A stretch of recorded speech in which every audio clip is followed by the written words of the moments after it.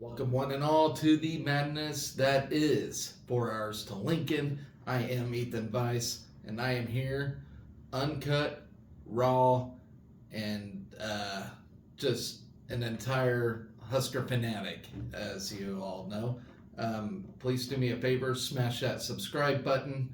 Uh, this is the show where I talk about everything Husker athletics. I basically tell the story of the whole season, of what goes on, as I review and preview the upcoming days and whatnot for Husker athletics. So, without further ado, let's get started. Yesterday,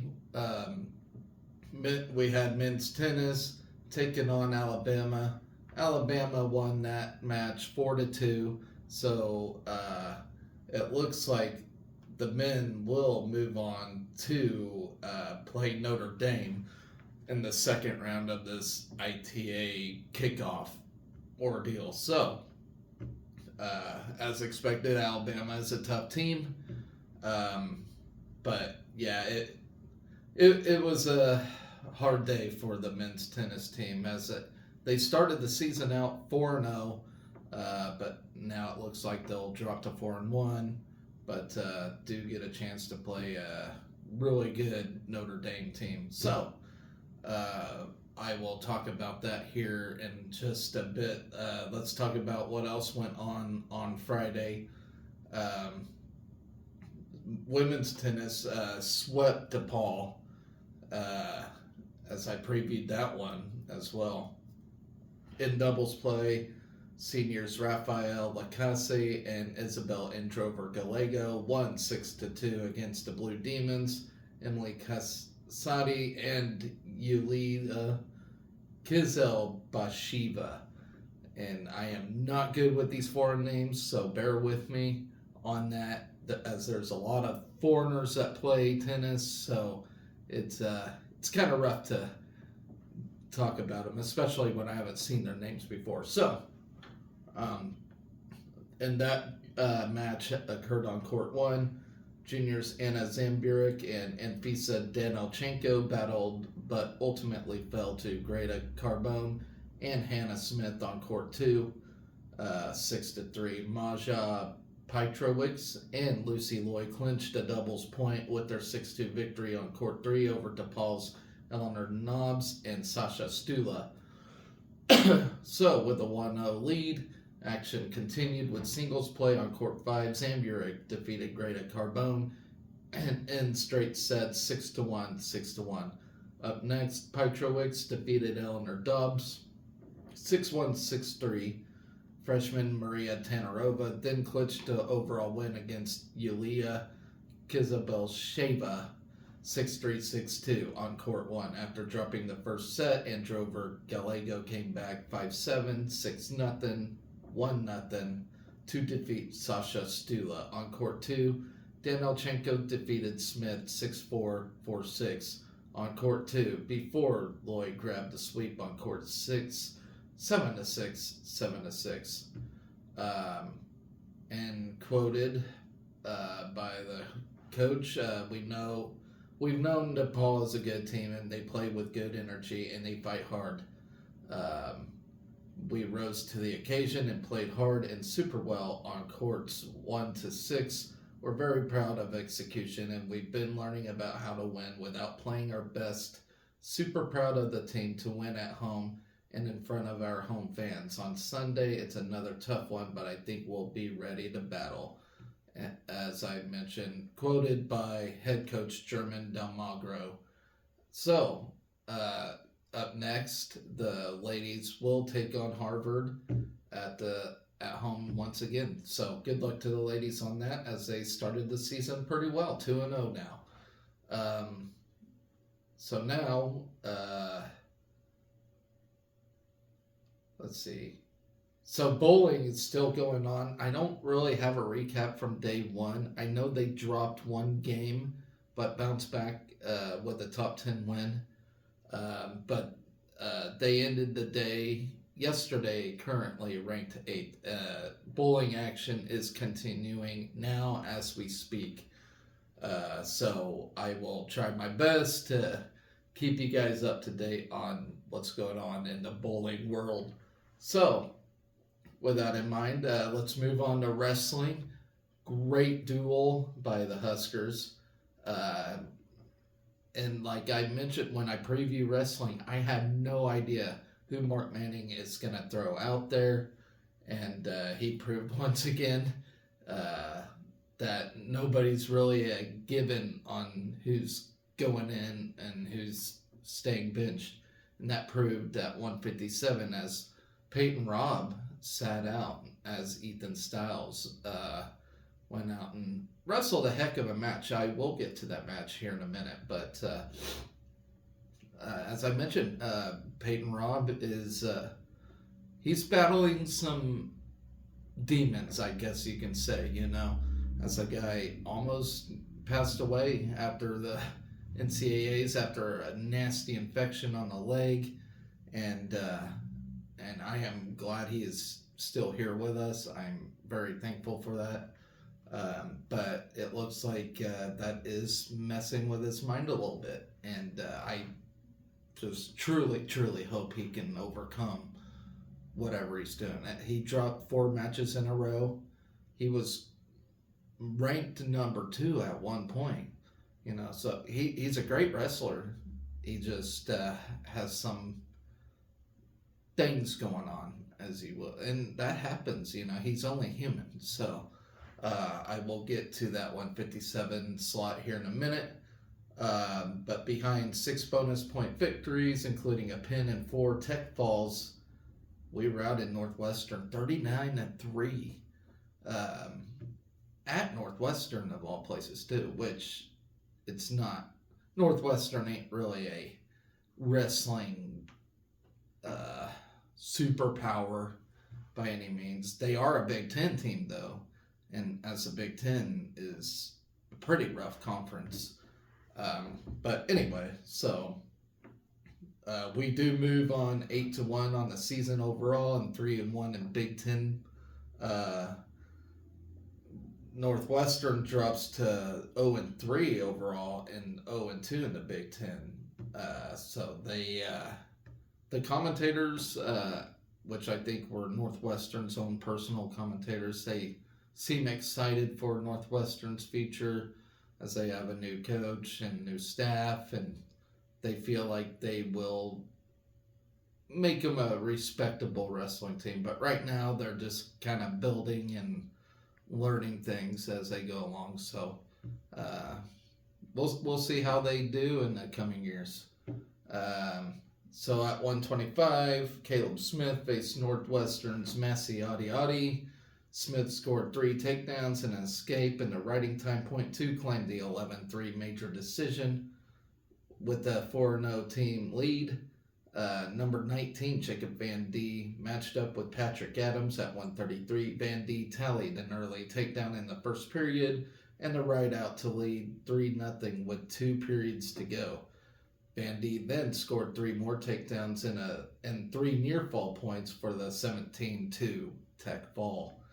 After 2 straight bonus points, Blake Cushing met Colby McLean and made it 3 straight, but Cushing scored 6 takedowns en route to the 23-7 tech fall and the 14-0 team lead.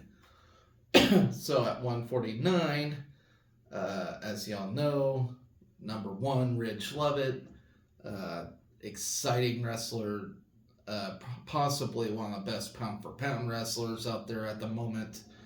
Earned his 2nd straight pin and 5th of the season as he got the fall over Northwestern's Aiden Vandenbush. In the second period, he tallied 4 takedowns and 4 near fall points to push the team up by 20 at this point. So at 157 now, as I mentioned, Peyton Robb was out. Ethan Styles is in. Faced number 19, a great wrestler, by the way, and has full potential once again to reach All-American status in the NCAAs. As I mentioned earlier, 157 is no joke. It is a very tough weight class. Anybody that's in the NCAAs can be an All-American. in my honest, humble opinion. But sitting at number 19 right now, Trevor Chumbley, uh, Styles got on the board first with a takedown. But Chumbley responded with an escape and near fall to claim the 8-5 decision. And I think Ethan Styles was ready for that match. For one, he practices with Peyton Robb. And if Peyton Robb's your practice partner, you're only going to get better and better and better. But he's in outside tournaments, he's got a 14 and I think 2 record at the moment. So Ethan Styles is no joke, and that just shows the depth we have on this team, which is incredible. With the 20-3 lead, Antrell Taylor, who's currently ranked number 18th right now, wrestled Max Mayfield, number 15 in the country, at 165. After each wrestler tallied an escape, the pair was tied 1-1. After 3 periods went into overtime. Taylor then tallied the takedown and sudden victory that earned the 4-1 decision. Very good match by Antrell Taylor. It was close, but he got the job done. Beat a guy that's ranked a little higher than him, and that should improve his additional rankings. So great win by Taylor. At 174, Bubba Wilson, ranked number 33 right now, on the edge of NCAA tournament qualification status, faced David Ferrante. Wilson battled from start to finish with 2 takedowns and an escape to record the 7-3 decision. Up next was Lenny Pinto, number 3, who's just looking better and better. I was worried about him, but I think he's in good hands, and I think he's figuring it out. But he went up against Troy Fisher, ranked number 24 in the nation. At 184, Pinto used 2 late takedowns in the 3rd period to secure the 7-3 decision and a 29-3 team advantage. With 2 bouts remaining, we have number 15 Silas Red, the reigning Big Ten champion. He met Northwestern's Evan Bates. Allred scored a takedown in each of the first 2 periods and added 4 more in the final 2 minutes to earn Nebraska's 3rd tech fall for the night. And then at heavyweight, no Nash tonight, as Harley gets the nod. Battled Jack Jessen. Andrews came out fast with an 11-0 lead after the first period and added 5 more points to claim Nebraska's 4th tech fall on the night. Harley's another one that I see who is improving, and if he continues the way he is, he can be an NCAA qualifier, and that would be great. I would love to see a full roster at the NCAAs. That's going to be a little tough with Bubba Wilson and then Harley, and then, right now I'm thinking at 8 qualifiers this year. But if we can get a full 10, that would be great. But yeah, great match by Harley. Great match overall for these guys. I knew we were just gonna wax Northwestern. There's some matches I didn't expect, but overall a great victory. We only dropped 1, and that was from Ethan Styles, who had to wrestle a tough match. I'm very happy for this performance, and not just because of the final score of it, but I really do think this was one of our best overall performances of the year. And I still think that Iowa duel should have been a lot closer than what it was. So we're a pretty good team. We're not bad, but. At the end, it all goes down to postseason anyway. So I'm not too concerned. Mark Manning's not too concerned about the dual record as he is as development during the season and getting the guys ready for postseason, which is the Big Ten championships and the NCAA championships. So that's just how Mark Manning runs it, and that's just how he does it. And we always get a top 10 finish every year. So you can't really complain about that. So anyway, Moving on, that was our final event for Friday. So now let's talk about today, Saturday, the 27th, um, as we got a nice Saturday ahead of us. So, as I mentioned, bowling is continuing their tournament at the Prairie View A&M. I got no report on that yet. So my next show, hopefully, I get a final Saturday finish on that. Um, that leaves us with rifle. That starts at 10 o'clock. Actually, that's 3 minutes till now at this time I'm filming. So they will certainly be going at it after the show is uploaded. But Nebraska is battling UTEP at the moment, and we're having a very rough season in rifle, uh, rougher than I anticipated, but we're still ranked number 8. Uh, we're at UTEP to compete in a pair of matches. Matches are set for today and tomorrow. UTEP. So this is quoted by head coach Mindy Miles. UTEP will give us more opportunities to post good match scores.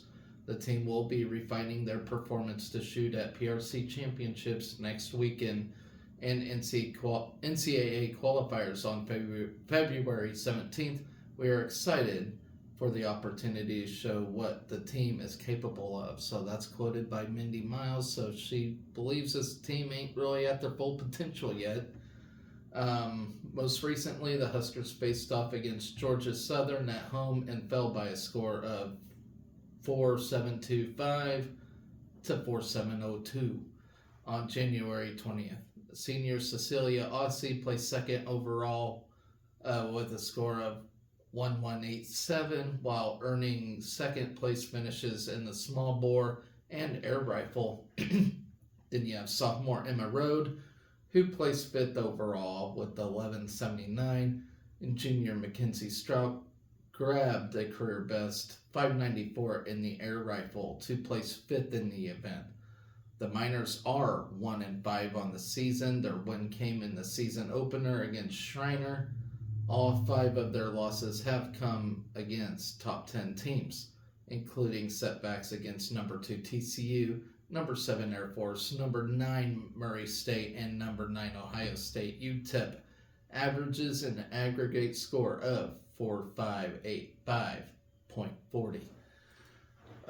Nebraska and UTEP have met 19 times, with the Huskers owning a 14-5 advantage in the series. The two teams last faced off November of last year. I think on my last show I said they faced off this year. I was not totally accurate on that, so I might have been having a mind game of my own. But yeah, we haven't faced off since November 20th of 2022, when in Nebraska posted a 47-12 to 46-13 victory. Following this weekend, postseason will start in the PRC championships. There is no Big Ten in rifle, as we are in the Patriot Rifle Conference. We've been in this specific conference for a few years now, as before we were in the Great American Rifle Conference. So this is one of the 2 or 3 sports that we are not affiliated in the Big Ten with, as Big Ten doesn't sponsor rifles. So we will travel to the PRC championships, which is our conference championships, and they'll be in Fort Wayne, Indiana on February 3rd and 4th. So, with that in mind, let's talk about something else. Men's tennis, as I said, is going up against Notre Dame. And it's their second matchup in this ITA kickoff. They lost, so now they go up against Notre Dame in that respect. And then actually an hour from now, basketball will take on Maryland. Uh, Huge game for this team. Um, as I don't know if I got any info on that yet. Just a second. All right, I got it. Um, so let's just talk about Maryland real quick, as this is another important game. They're all important, but we need a road win really bad. Um, to help build our resume. We got tremendous home wins. I mean, we do got some great road wins out of conference. We ain't got a road win in the conference yet. We only got 6 more chances of that. Uh, but this basketball season's going really fast. We're almost into February, so we about got 1 month away till we hit March, the ultimate month for basketball. So, it all depends how we finish from here. We get, last year we finished strong, but had a rough start, which kept us out of NCAAs. This year, can we start strong and finish strong? So far we're doing pretty well. We only lost 5 games, which is unreal to think about. I think Fred Hoiberg's piecing together a good team, but a lot depends on tonight. If we can get that road win, have back-to-back wins, and feel good, going into next week. So, here's a little about Maryland. Kevin Willard is in his 2nd season in charge of the Maryland program after spending the last 12 seasons at Seton Hall. Maryland won 22 games and reached the NCAA tournament last year. At Seton Hall, the Pirates posted 7 21 seasons and made 5 NCAA tournaments and shared the Big East regular season title in 2019-2020. This season, Maryland opened with a 1-3 start before winning 8 of its next 9 games to close out 2023. The Terps have been in nearly every game, as their last 3 games have been decided by a total of 7 points. 5 of Maryland's 8 losses are by 3 points or less. So you look at Maryland's record and think, this team we can push over. Wrong. This is going to be a dogfight.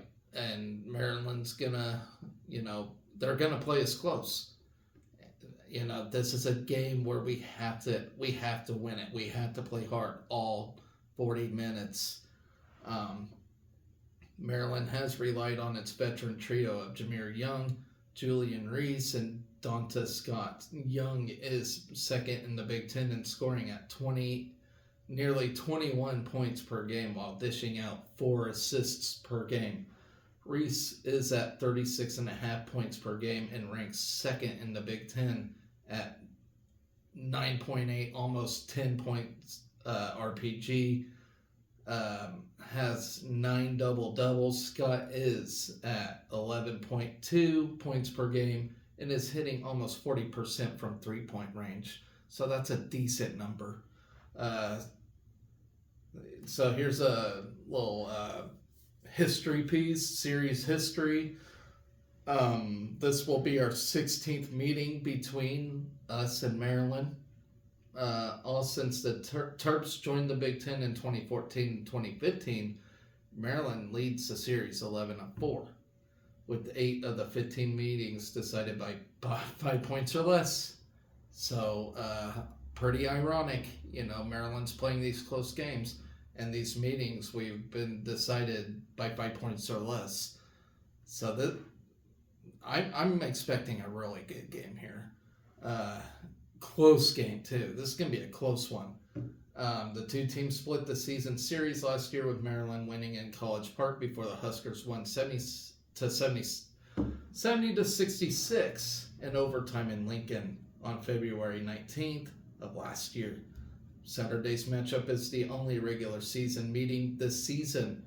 Nebraska's only win in College Park was on January 1st, 2017, a 67-65 triumph. So, that's another reason why it's an important game. It's our only meeting in the regular season, so we gotta win. We don't have a chance to avenge it if we lose this one, so we gotta get it done.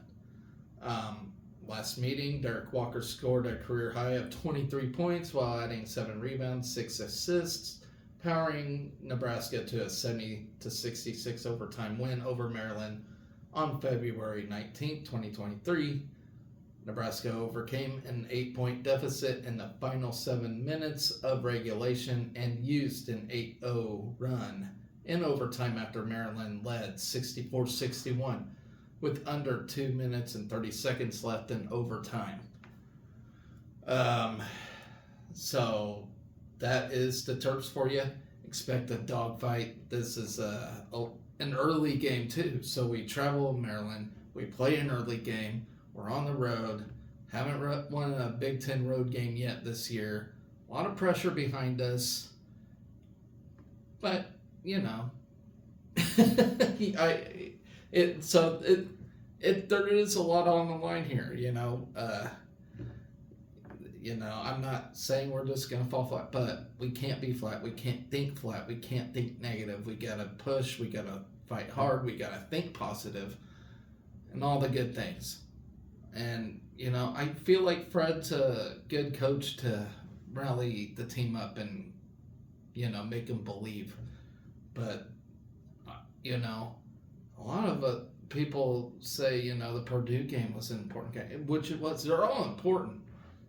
But I feel like this one is super important. There's certain feel of this one, We win this, we'll be we'd be 6-4 in the conference, I do believe. So that'll give us a winning edge. I mean, it's a tight conference right now, but it'll also help us get that 4th seed at least. And I think the top 4, is it the top 4 or top? I think top 4 get a bye. The top 2 gets 2 byes, I do believe. I could be wrong about that.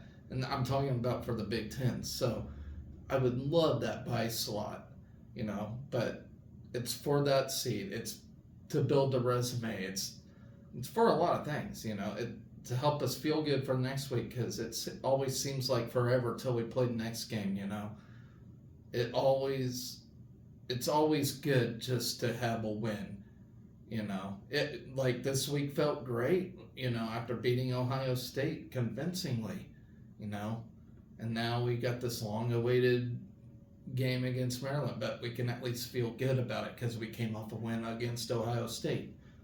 Beat Maryland, so we can feel good about going to the next game, is all I can say. So, with that is where basketball's at. Swimming and diving will take on Illinois today. Let me see here. Okay, so yeah, this is our first meet for 2024. We open the second half of the season, so we always start a half in the fall. Here's our second half. With the duel against Illinois, the Huskers capped off the first half of the season with a victory at the Hawkeye Invitational in early December. They actually had a great performance, and it's been a long time since swimming, diving been competing. So 5 Husker swimmers hit NCAA B cuts at the Invitational in Iowa City, Iowa, including freshman Beatrix Tanko and Anastasia Tichy. The 2 swam for career best times of 53 seconds, 0.26 in the 100 butterfly and 1 minute 58 seconds, 0.87 in the 200 butterfly, respectively. JoJo Ranby and Maya Hall both added B standards in the 100 breaststroke with times of 1 minute on the dot, 0.54 and 101.20. Hall entered her second B cut of the meet in the 200 breaststroke. Freshman Gina Jorgensen swam for 2 B cuts of her own in the 500 freestyle and 1650 freestyle. The Huskers also achieved relay success at the Hawkeye Invite with Jorgensen, Katerina Bisiacci, Lexi Kusira, and Julia Marchi combining for an 800 freestyle relay victory.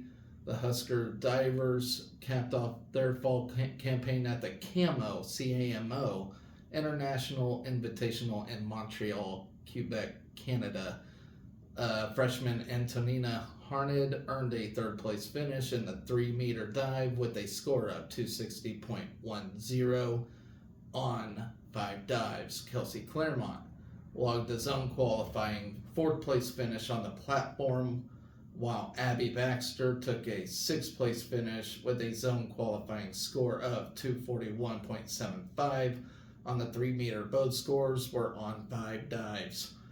The Fighting Illini are led by Sydney Stoll. The junior from Heartland, Wisconsin, currently holds the school record in the 100 meter.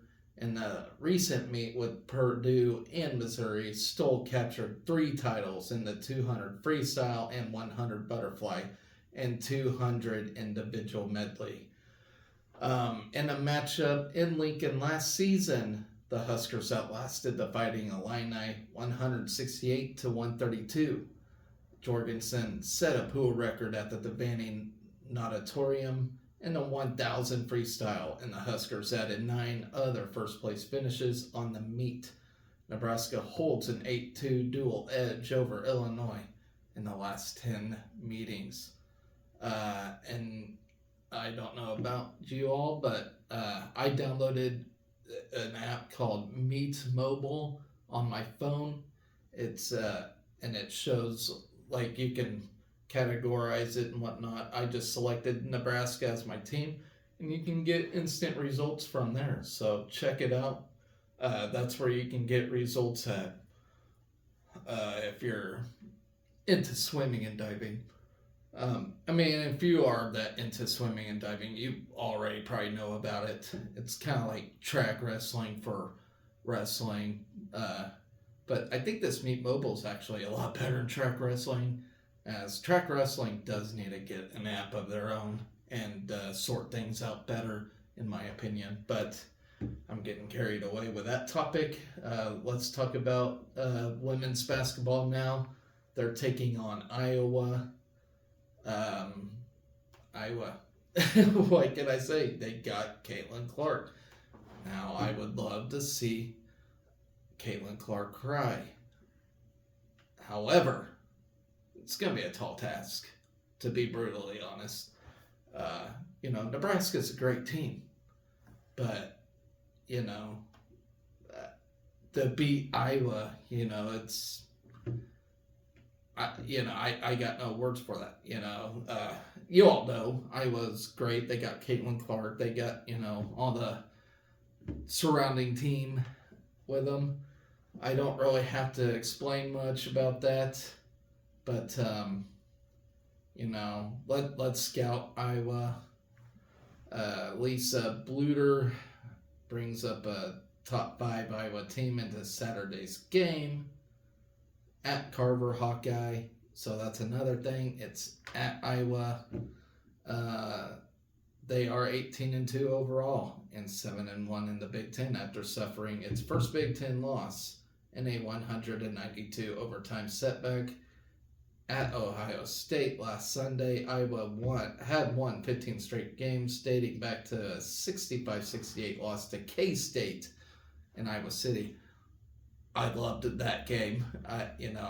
As you all know, I live here in Kansas, about an hour and a half from Manhattan, and so I'm kind of a honorary K-State fan as well. Not as big as my Huskers, but I do respect K-State, and I like K-State.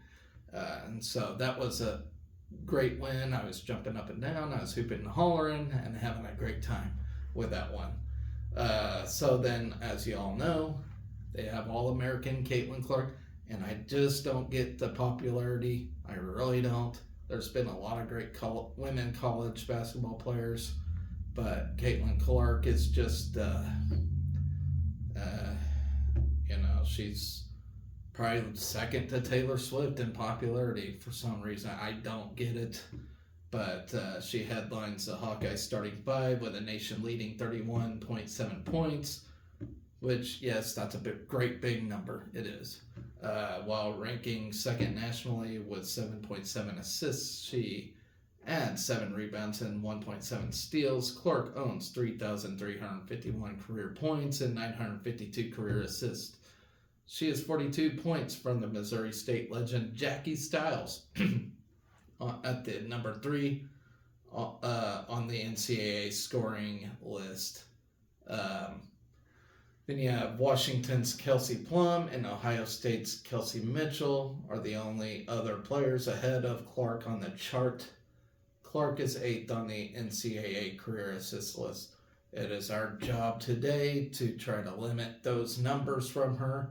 She may reach those numbers, but our job is to slow her down. And that's a tall order, in my opinion.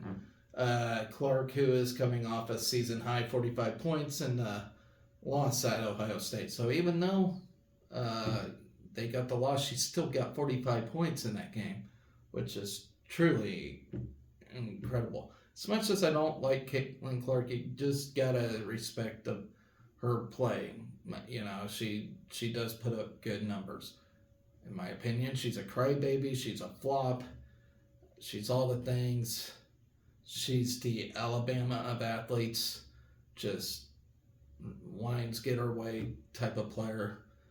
I really got no respect for her whatsoever. And I'm not ashamed to say that. So, with that, she season high 45 points in the loss at Ohio State. Has scored 20 or more points in all 20 games this season, including 44 against Virginia Tech and 40 against Michigan State. She had 30 points and 8 assists in Iowa's 80-60 win at Nebraska last season after getting 33 points, 12 rebounds and 9 assists in an 80-76 win in Iowa City and 7 career games against Nebraska. They play twice sometimes. My mind just goes to shit sometimes. Anyway, so in 7 career games at Nebraska, Clark has averaged 34.3 points, 8.9 rebounds, 7.9 assists. She has scored at least 30 points in all 7 meetings, including 41 in the 2022 Big Ten semifinals, and Iowa is 7-0 against the Huskers. So she does have a 7-0 advantage on us. And I remember that Big Ten semifinal game. That was the year I thought, oh shit, we're going to win this thing. And then that's when I first discovered Caitlin Clark, and I was thinking, damn, this player's good, But I didn't think it was going to be to the extreme that it is now, where basically everybody, because at that time, I felt like I was the only guy watching women's college basketball. But now it's like everybody knows who Caitlin Clark is now. And to me, it's like, really? But it is what it is. Graduate guard Kate Martin has stepped up to her production in the 5th season. Martin recently joined Iowa's 1,000 point club and has added more than 800 rebounds and 400 assists in her Hawkeye career. She is hitting a career best of 53.3% of her field goals this season, including 37.1% of her threes and 90.9% of her free throws. She has started 120 games in her career. Fellow 5th-year guard Gabby Marshall gives Iowa the Big Ten's most experienced backcourt. The 5'9" guard averages just 5.2 points, but supplies stellar defense on the perimeter. Despite averaging less than 7 points per game for all but one of her 5 seasons at Iowa, Marshall is just 40 points shy of reaching 1,000 in her career. She has started 118 career games for Iowa. So, it's not just the Caitlin Clark show. She's got a great cast around her. She really does, She just seems to get a lot of glory because she does put up big numbers. Another fifth-year guard, Molly Davis, has stepped into the starting lineup this season and is averaging 6.3 points, 2.8 rebounds, and 3.4 assists. A 3-year starter at Central Michigan before transferring to Iowa prior to 2022-23. Davis is shooting 54.1% from the field. Davis made one of her 2 starts last season in Iowa's win over Nebraska and Iowa City. Of course, because that's just what happens in Nebraska. Somebody just comes off the bench and they have, a career day. Story of being a Husker fan. If you all know, you know. Sophomore Hannah Stuelke, a 6'2 forward who has been Iowa's most productive player in the post, averaging 13 points and 7 rebounds. Stuelke is shooting a 61.8% from the field, but just 57.4% from the free throw line over the past 4 games. Her production has slipped to 8.8 points and 6.3 rebounds. Then you have Sydney Offelter, a 5'11 junior who adds versatility off the bench with 7.5 points and 6.5 rebounds, while 6'3 junior post players Sharon Goodman and Addison O'Grady provide Iowa size and depth inside. Taylor McCabe and Kylie Feuerbach round out the top 10 players in Iowa's rotation. Then, Iowa possesses one of the most explosive offenses in the nation, averaging 91 points while shooting 50.5% from the field and 37% from three-point range. Iowa carries a plus 23.7 scoring margin, a plus 9, almost 10 rebound margin, and a plus 1.3 turnover margin. The Hawkeyes are averaging 91 points on 50% shooting in Big Ten play, including 39.2% from three-point range. They own a plus 6.9 rebound margin in league action. So there you have it. Got the Hawkeyes today for basketball, and that starts at 1 o'clock, so it's almost immediately after the men's game. It'll probably overlap a little bit, but that leads us to our last event for today, which is the big gymnastics duel against Michigan, number 10. They are heading to the Banny gymnastics team last time out, beat number 22 Illinois. We were unranked at that time. I think now we take the number 22 spot as we take on number 10 Michigan. And as I mentioned, it doesn't really matter like winning head-to-head competition as it is just putting up bigger numbers. You're trying to put up career numbers, if that makes sense. I've seen teams that went 2-5 go to the NCAAs, and have great days then. So it's one of them things, I would like to beat Michigan head on. That would be great, and that would be lovely. And at the Bob, we always perform well, and we always put up big, high numbers when we're at home. We like to please the crowd, So expect a great day for women's gymnastics, or evening, I should say. Let's talk about it real quick. Let's talk about the Wolverines. They are number 10 overall in the road to the national standings, and they're ranked in the top 20 nationally on all 4 events. They are 2-3 overall and 1-0 in conference competition. So, what's that say? They're 2-3 overall, but they're still ranked number 10. They're in the top 10. So, it's all about putting up big scores. Their losses came against number 1 Oklahoma and number 7 Kentucky and number 14 Michigan State. So they've been up against great competition. Most recently, Michigan defeated number 11 Ohio State 109.400 to 197.025. The team is led by graduate students Sierra Brooks and Gabby Wilson. So check it out. They usually air them on Big Ten Plus. Always a lot of fun. And it always makes you feel like you're like right there in the action. You know, they're on the floor. You know, you got the fans up in the stands, but you actually get the action on the floor. So whether you're there or you're watching on TV, it's always a great experience. So check it out. I know some of you probably don't care about gymnastics that much, but you know, as a Husker fan overall, they do hold fun meets for sure. So that's the last event for today. Sunday, tomorrow, Rifle continues their matchup against UTEP. I will go over the both days tomorrow. Then women's tennis does take on Harvard, as I mentioned, after their latest tennis meet. Wrestling up against Wisconsin, I'll talk about that here in a second. Women's basketball will take on Purdue as that's actually Wednesday, so I'm thinking too far ahead here. So let us talk about that wrestling duel tomorrow against Wisconsin. Be stiffer competition than it was against Northwestern, but I have no doubt in my mind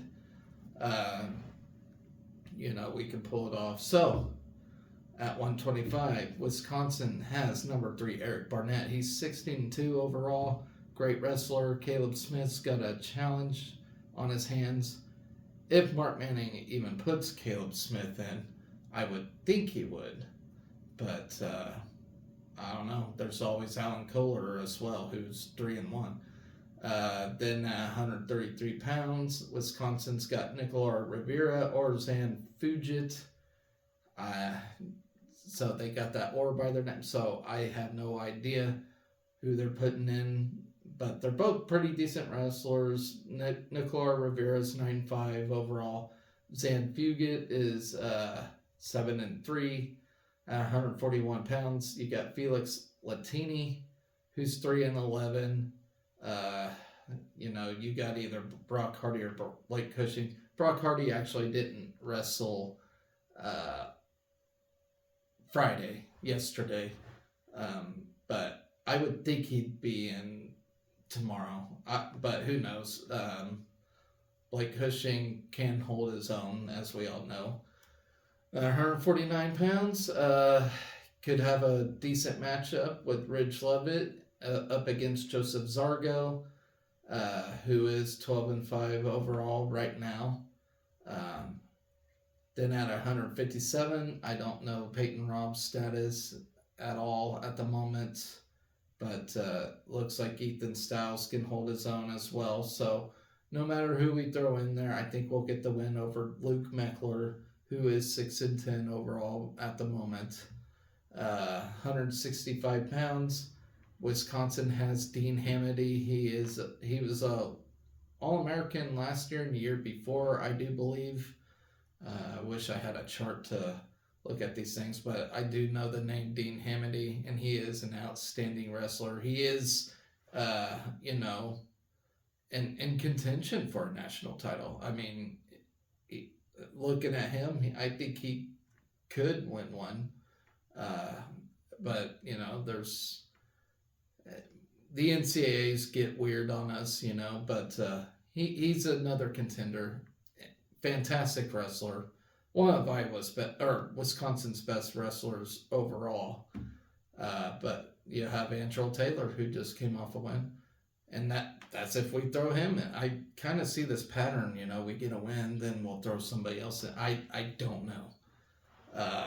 But at 174, you got Bubba Wilson, possibly up against Max Mailer or Cale Anderson.